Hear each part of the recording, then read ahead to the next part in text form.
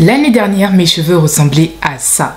Mais avec les incidents de la vie, mes cheveux se sont affinés et fragilisés et la goutte de trop pour eux a été un lissage que j'ai effectué il y a quelques mois. Résultat, mes cheveux m'ont dit girl bye en fait et je me suis retrouvée avec des cheveux qu'on peut considérer comme étant abîmé. Mais tu t'en doutes, Bibi, je n'allais sûrement pas rester dans un coin pour pleurer et dans cette vidéo, je t'explique le programme que j'ai mis en place pendant 3 mois pour pouvoir réussir à repartir sur de bonnes bases avec mes cheveux. Et aujourd'hui, on va voir ensemble les résultats que j'ai eu durant ce programme, les choses que j'ai appris également et cette vidéo, elle est vraiment là aussi pour te donner les clés pour pouvoir restaurer, réparer entre guillemets tes cheveux dans la mesure du possible. Car oui, petit disclaimer, il y a des points de non-retour lorsque ton cheveu est abîmé. Faut pas oublier que ça c'est la matière qui est morte. On peut pas le réparer. C'est pour ça que je vais réparer entre guillemets parce qu'un cheveu ça se répare pas quand c'est vu que c'est mort. Quand c'est mort de chez mort, c'est mort de chez mort. Et on peut pas le ramener à la vie techniquement.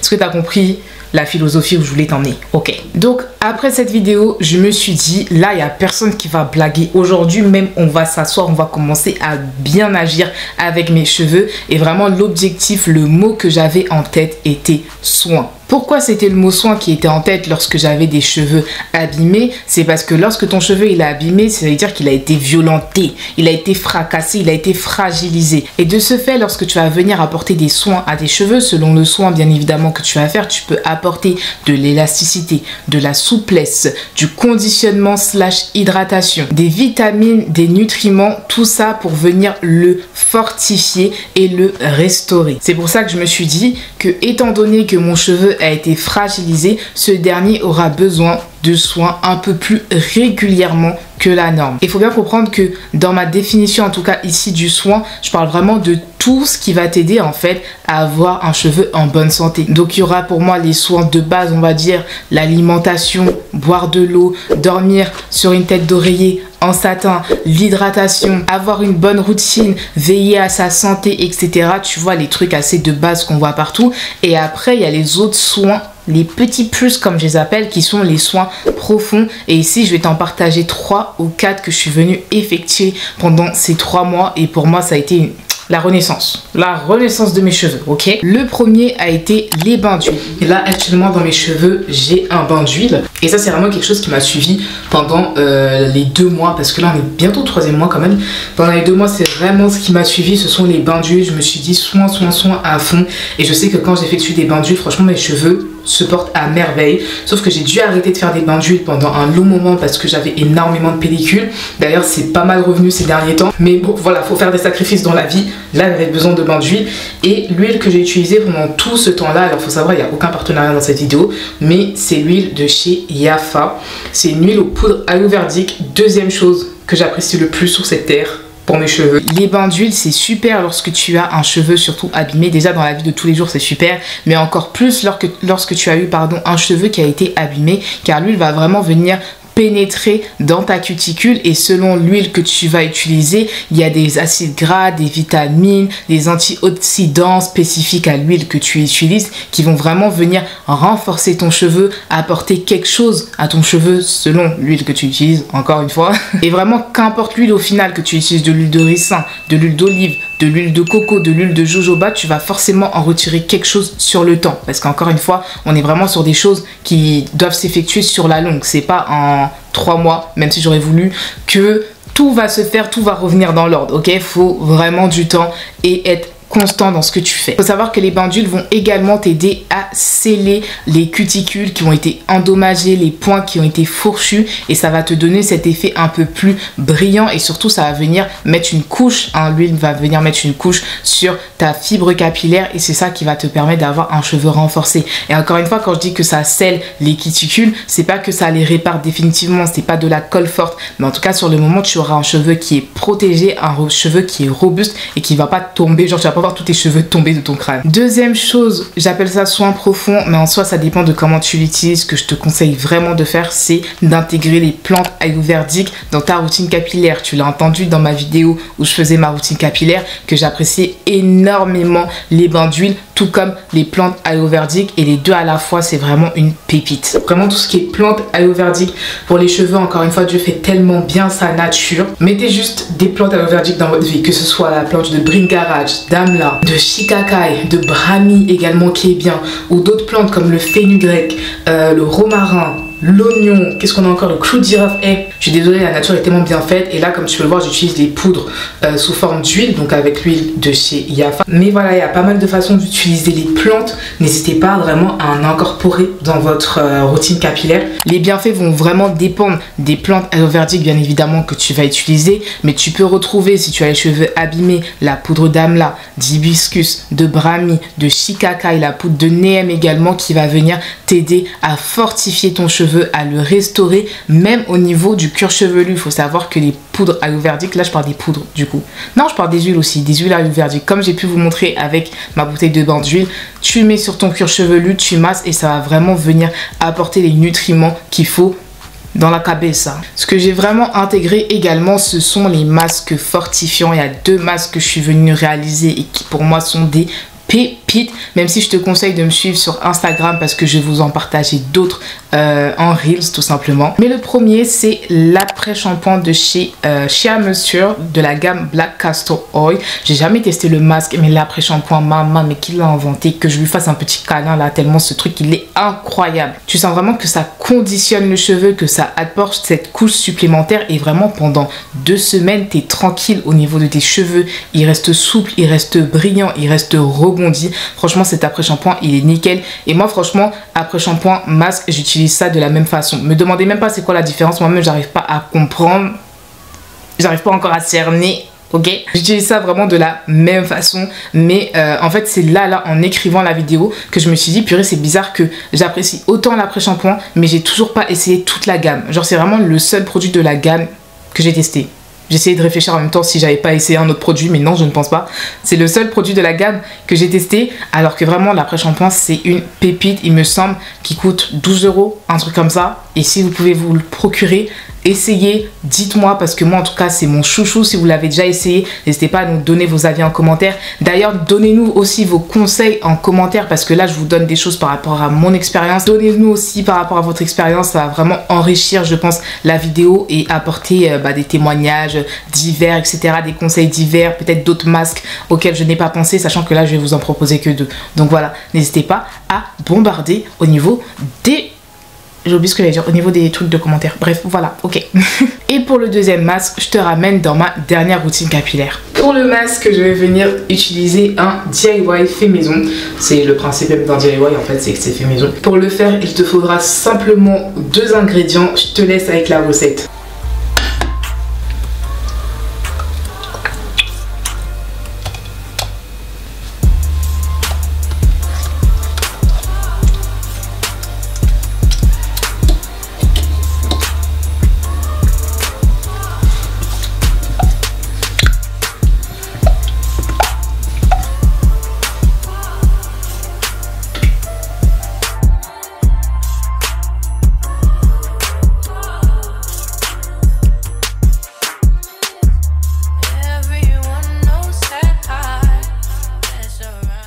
Maintenant on va venir appliquer tout ça. Alors tu as peut-être un petit bout de ma ring light sur le côté, c'est tout simplement parce que je suis également en train de filmer la recette pour Instagram. N'hésite pas à me suivre sur Instagram, Lemar avec 2 N. Donc là je vais venir appliquer le masque et également me démêler les cheveux. Et ça c'est vraiment un masque qui est super si vous avez les cheveux hyper fragilisés en ce moment ou abîmés pour X ou Y raison. Concernant le nombre de fois qu'il faut réaliser ce masque, moi ce que je vous conseille si vos cheveux sont vraiment très abîmés, c'est de le réaliser quand même assez souvent, avec peut-être d'autres soins fortifiants que vous avez aussi pour réparer votre cheveu. Quand je dis très souvent, c'est par exemple si vous vous lavez les cheveux 4 fois par mois, au moins le faire 2 fois. Comme ça tu fais 2 masques hydratants et 2 masques au lait de coco. Tu peux également le faire de façon occasionnelle, c'est-à-dire que lorsque tu veux faire ta routine capillaire, si tu vois que tes cheveux ils sont assez fragilisés, hop tu le fais, tu vois. Ou sinon venir le réaliser 1 fois par an, c'est très bien aussi, juste pour donner un petit coup de peps à ses cheveux comme ça. Après il faut savoir que vous pouvez également seulement appliquer le lait de coco sur vos cheveux Moi le truc c'est que j'aime pas quand le lait de coco est appliqué tout seul parce que vu que c'est très liquide, ça va venir couler partout, ça coule dans ta nuque, ça coule sur ton front, etc. C'est hyper désagréable et j'apprécie pas du tout en fait la sensation. C'est pour ça que j'ajoute également de la maïzena qui permet également de définir les boucles, d'aider au démêlage, le démêlage qu'on va faire dès maintenant d'ailleurs. Là le démêlage il est hyper important pour moi étant donné que lorsque je fais des vanilles généralement et que je les garde assez longtemps, j'ai des locks en fait dans les cheveux. Donc si j'enlève pas, ça va vraiment loxer à la mort quoi.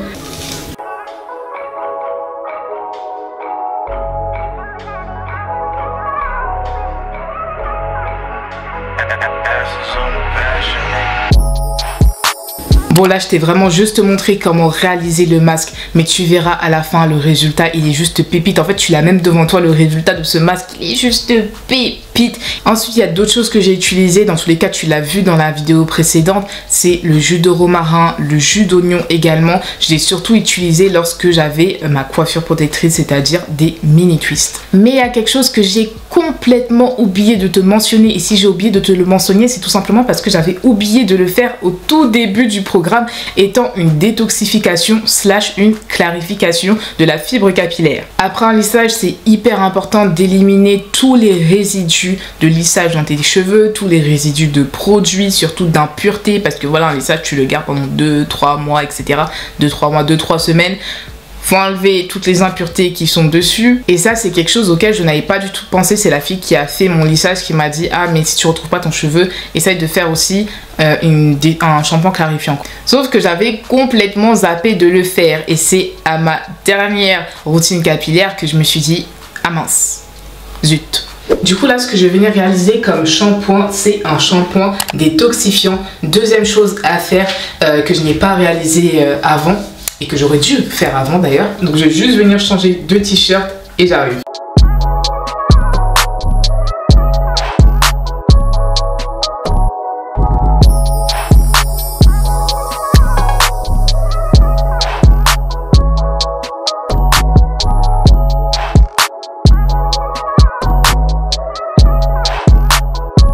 La sensation lorsqu'il y a de la fraîcheur qui passe sur ton cuir chevelu, elle est juste incroyable. Non franchement ce shampoing, il est plutôt pas mal. Étonnamment j'ai eu un côté qui est plus asséché que l'autre au niveau du toucher. C'est celui-là, je sais pas pourquoi, sûrement parce que j'ai laissé le shampoing poser un tout petit peu plus longtemps.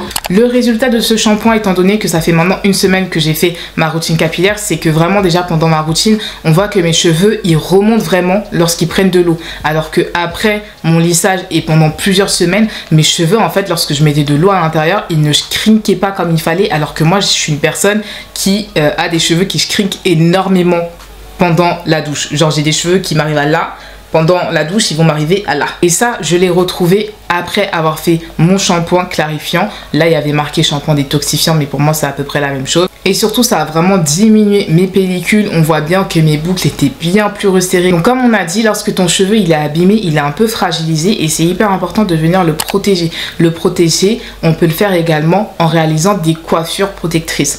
Alors les coiffures protectrices et les soins profonds, tu vas dire comment faire les deux. Tu peux les combiner, c'est-à-dire par exemple faire des mini twists avec tes cheveux naturels. Là tu as la possibilité en fait de faire des masques sur tes mini twists directement, et de ce fait tu combines la coiffure protectrice et les soins profonds. Ou sinon tu alternes, et c'est ce que je suis venue faire durant ce programme, c'est-à-dire que j'ai fait un mois de soins profonds et j'ai fait un autre mois de coiffure protectrice. Je suis venue réaliser des mini passion twists avec des extensions, et là du coup j'ai enlevé, et comme tu peux voir je suis en train de jouer un peu avec mes cheveux parce que j'apprécie beaucoup, et comme ça je les ai aussi à portée de main pour pouvoir apporter un maximum de soins. En tout cas, que tu combines tes soins et tes coiffures protectrices ou que tu alternes comme j'ai pu faire, c'est hyper important de rester assidu et constant dans les soins que tu viens réaliser. Par exemple, lorsque tu as ta coiffure protectrice comme moi, où tu alternes, c'est-à-dire des mini passion twists avec des extensions, techniquement tu peux pas mettre un masque parce que sinon tes extensions vont devenir poisseuses et tout, ça va faire n'importe quoi. Bref, mais tu peux toujours hydrater tes cheveux, tu peux toujours faire le jus de romarin, etc. pour pouvoir garder un cheveu robuste, un cheveu qui a tous les nutriments dont il a besoin en fait. Donc là, comme tu as pu le voir, j'ai enlevé ma coiffure protectrice, donc je vais arrêter en fait de faire mes soins profonds alternés avec la coiffure protectrice et que j'ai vraiment combiné les deux, histoire d'intensifier un peu plus mes soins profonds, surtout durant la période de l'été. Ça sert à rien de porter des extensions, pour moi il fait tellement chaud, ou du moins il faut vraiment doser. Je dis ça, mais après vous allez me voir avec des grosses braides sur la tête dès demain là, mais bon bref, normalement j'aurai rien du tout sur la cabessa pendant un petit moment. Là du coup j'ai vraiment envie de garder mes cheveux à portée de main comme j'ai dit, et à la fin de ma routine capillaire je suis venue les étirer, et là je sais que vous allez venir me tuer, m'agresser, mais je suis venue les étirer avec un sèche-cheveux. Il y en a beaucoup qui m'ont dit mais pourquoi tu utilises de la chaleur? Non, attends, t'as eu les cheveux abîmés après avoir fait un lissage, après avoir utilisé de la chaleur, tu utilises encore de la chaleur. Je vous en supplie, voyez-moi comme un petit frère, faut pas m'en vouloir, d'accord? Non, plus sérieusement, j'effectue toujours des blow-up de temps à autre. Genre, je ne le fais pas de manière fréquente parce qu'il y a plein de gens aussi qui m'ont dit mais avec le temps ça va abîmer tes cheveux, etc. Mais techniquement, si tu le fais maximum une fois tous les 3 mois comme je le fais, ça devrait le faire. À part, non, franchement, si mes cheveux c'est des grosses mauviettes, là il y a un souci, tu vois, mais normalement ça devrait le faire et ça l'a toujours fait en fait, donc je n'ai pas de souci par rapport à ça. Ne me jetez pas la pierre, encore une fois, voyez-moi comme un petit frère, d'accord? Surtout que j'ai utilisé le sèche-cheveux à sa chaleur minimale, genre il n'y a que 2 chaleurs en fait, à la chaleur numéro 1, numéro 2, j'étais toujours à la numéro 1. Ne vous inquiétez pas, ça va, ok, ça va, laissez-moi tranquille. Arrêtez de me jeter les pierres. Bon, ça fait à peu près 2 heures maintenant que j'ai laissé, on va dire, sécher mes cheveux, ou en tout cas que j'ai absorbé toute la grosse partie d'eau qu'il y avait dans mes cheveux. Faut savoir que là, ils sont tout doux, mais quand je vous dis doux, c'est d'une douceur incroyable. Et donc ce que je vais venir réaliser là, c'est que je vais venir m'étirer les cheveux. C'est juste que là je vais venir utiliser un nouvel appareil qui reste toujours un sèche-cheveux, tu vois, c'est pas un fer à lisser ou quoi. Et c'est cette brosse soufflante, je l'ai acheté hier sur Amazon et je l'ai reçue aujourd'hui. Franchement tonton Amazon, comment tu vas vite comme ça là, moi j'apprécie beaucoup. Je salue ton courage. Et voilà, j'ai essayé en fait d'étirer mes cheveux avec, et surtout je vous avais dit dans la précédente vidéo qu'il y avait des parties qui n'étaient pas très bien égalisées. Je pense que cette partie là elle est plus longue que celle-ci, et donc là je vais pouvoir bien égaliser toutes les parties un peu brouillon.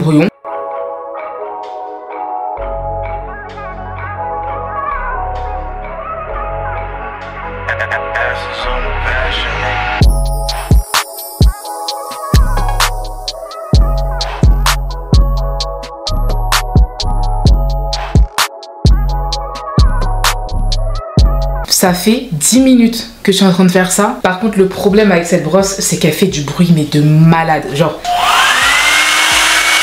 ça c'est le truc le moins bruyant.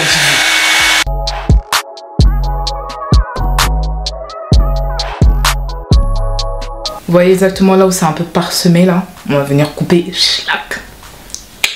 Je vais continuer ça hors caméra et on se retrouve après. Bon guys, nous sommes le lendemain. Je crois que j'ai même pas besoin de parler. Je vais juste vous laisser regarder. Look at this. On dirait un peu dans les vibes années 70, années 60. C'est magnifique. En fait, si tu veux, je suis venue réaliser 4 bend to nuts sur ma tête pendant la nuit. Et franchement, mais le résultat, il est juste incroyable. Il est juste incroyable. Et ça, tu vois, c'est des cheveux qui ont reçu pas mal de soins. Beaucoup de soins. Ça se voit, et surtout qui ont reçu une coupe hyper importante. Surtout quand vous voyez que vos cheveux, ils ont plus trop de forme, etc. Et c'était grave mon cas. Bon, vous avez bien vu l'état de la précédente vidéo. Faut couper. Voilà, faut couper. Là, je suis tellement contente d'avoir coupé. On voit bien que j'ai du volume, surtout au niveau... Tu vois, ça fait droit comme ça et ça fait fiou un peu ici, parce que je suis venue plus couper au niveau du milieu en fait de ma tête, et surtout j'ai mes petites mèches de devant là et ça donne du volume, ça apporte de la vie. Donc voilà, mais je suis tellement contente. Genre le résultat, est-ce qu'on a le droit de faire ça? Est-ce qu'on a le droit? Je suis trop contente d'avoir retrouvé des cheveux en bonne santé, peut-être un peu moins longs, mais franchement ils étaient plus longs mais moins volumineux, moins brillants, moins gainés comme ça, et ça sert strictement à rien. Je préfère avoir les cheveux mi-longs comme ça, ils sont perfect. Donc j'arrête tout de suite la Coralie du passé qui te montre le résultat de son joli petit blowout. On le voit toujours maintenant qu'il a bien gonflé, bien caliente, non on aime trop là.